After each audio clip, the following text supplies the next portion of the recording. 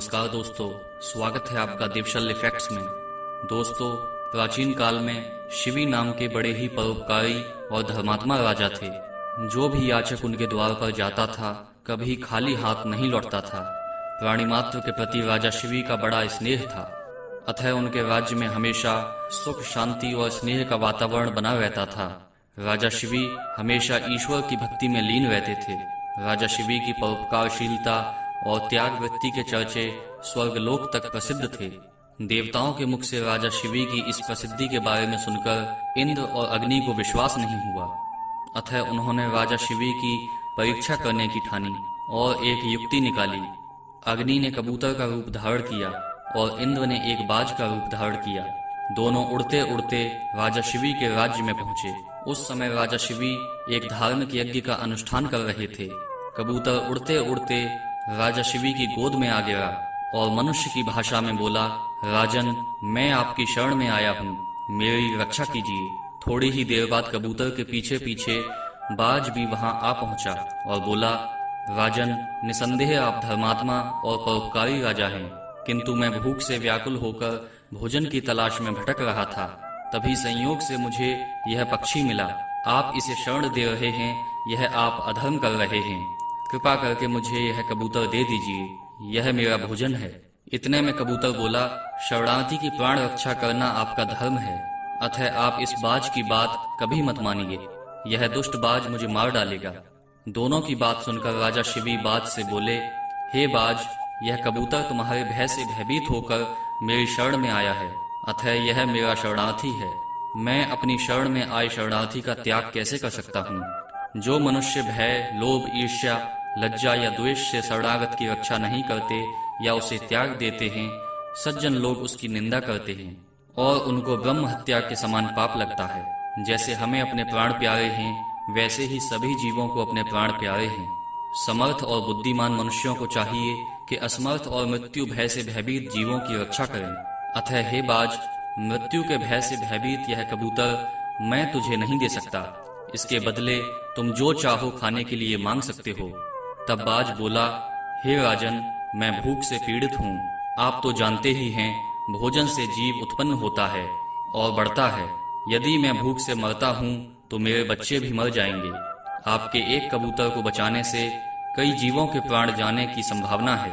हे राजन, आप ऐसे कैसे धर्म का अनुसरण कर रहे हैं जो अधर्म को जन्म देने वाला है? बुद्धिमान मनुष्य उसी धर्म का अनुसरण करते हैं जो दूसरे धर्म का हनन न करे। आप अपने विवेक के तराजू से तोलिए और जो धर्म आपको अभीष्ट हो वह मुझे बताइए।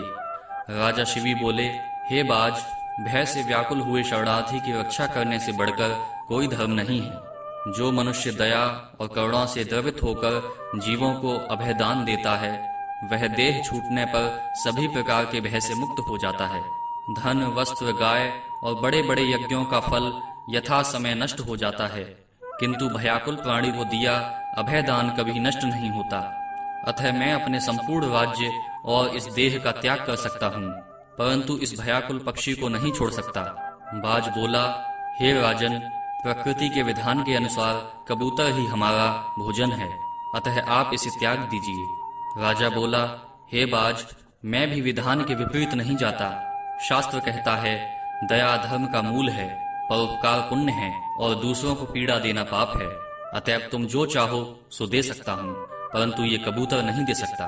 तब बाज बोला, ठीक है राजन, यदि आपका इस कबूतर के प्रति इतना ही प्रेम है तो मुझे ठीक इसके बराबर अपना मांस तोल कर दे दीजिए, जिससे मैं अपनी भूख को शांत कर सकूं।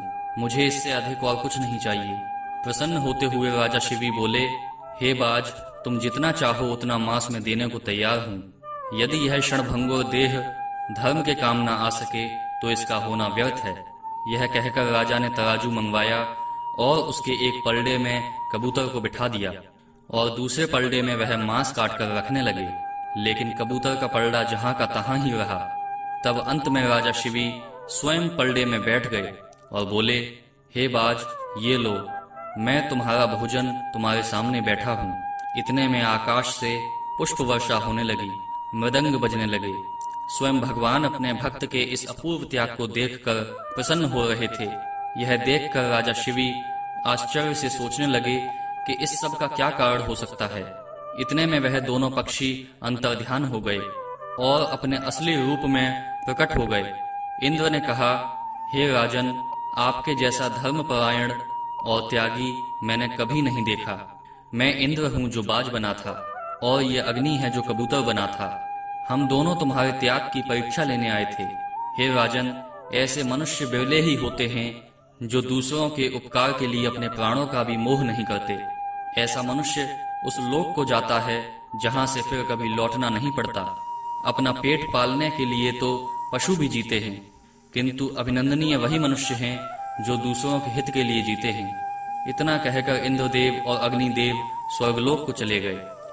यदि आपको वीडियो पसंद आए तो कृपया इस वीडियो को लाइक कीजिए, शेयर कीजिए और चैनल को सब्सक्राइब कीजिए।